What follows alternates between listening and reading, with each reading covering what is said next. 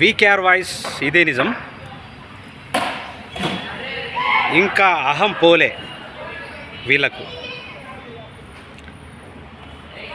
ఇంకా వాళ్ళకు సిగ్గు రాలే వీళ్ళకు, ఇంకా బుద్ధి జ్ఞానం రాలేదు ఎవరికి? వీళ్ళకు. వాళ్ళెవరు? ఈ రాష్ట్రాన్ని సర్వనాశనం చేసి దోచుకొని లక్షల కోట్ల రూపాయల అప్పు చేసి ఈ రాష్ట్రాన్ని అడవి పాలు చేయాలనేటటువంటి ఆలోచనతో ప్రజలను తప్పుదో పట్టించి ప్రజల మీద భారం మోపి ఇప్పుడు హ్యాపీగా వాళ్ళ హాయంలో వాళ్ళ ప్రభుత్వంలో మాలాంటి వాళ్ళం మాట్లాడితే ఇక్కడ చెవు నుంచి విని ఇక్కడ చెవు నుంచి వదిలేసినటువంటి సందర్భాలు మనం చూసినాం. పెడచెవిన పెట్టినటువంటి సందర్భాలు చూసినాం. ధర్నా చౌకుల్ని ఎత్తేసినటువంటి సందర్భాలు చూసినాం. మనం తెలంగాణ రాష్ట్ర ప్రజల్ని అతలాకుతలం చేసినటువంటి సందర్భాలు కూడా మనం చూసినాం.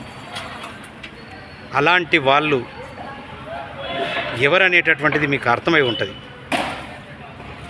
ఖచ్చితంగా. ఇప్పుడు మేడిగడ్డను బొందలగడ్డ అన్నటువంటి వాళ్ళు నీళ్లను మనం ఎంత పవిత్రంగా చూస్తాం. అటు వ్యవసాయదారులు కావచ్చు, ఇటు రైతులు కావచ్చు. ఈ రైతులు నీరు అనేటటువంటిది లేకపోతే ఎంత పవిత్రంగా ఆ నీటిని వాడుకుంటే ఇవాళ మన నోట్లకి ఇంత బుక్కెడు అన్నం పోతున్నది, బువ్వ పోతున్నది.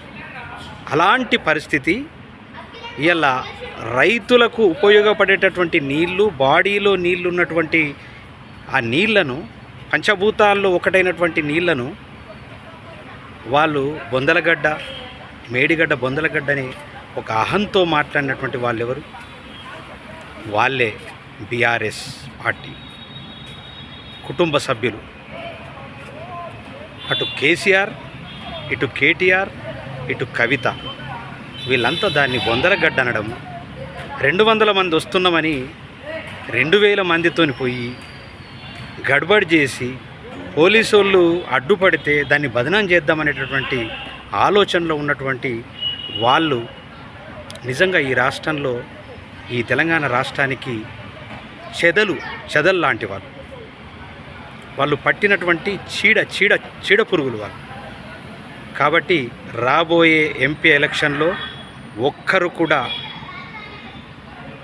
గెలవకుండా చేసేటటువంటి బాధ్యత తెలంగాణ సమాజం మీద ఉంది. కాబట్టి దయచేసి ప్రజల్లారా, ఓటర్లారా, వాళ్ళను ఓడగొట్టండి. ఒక్క సీట్ రాకుండా మాత్రం మీ బాధ్యతనే.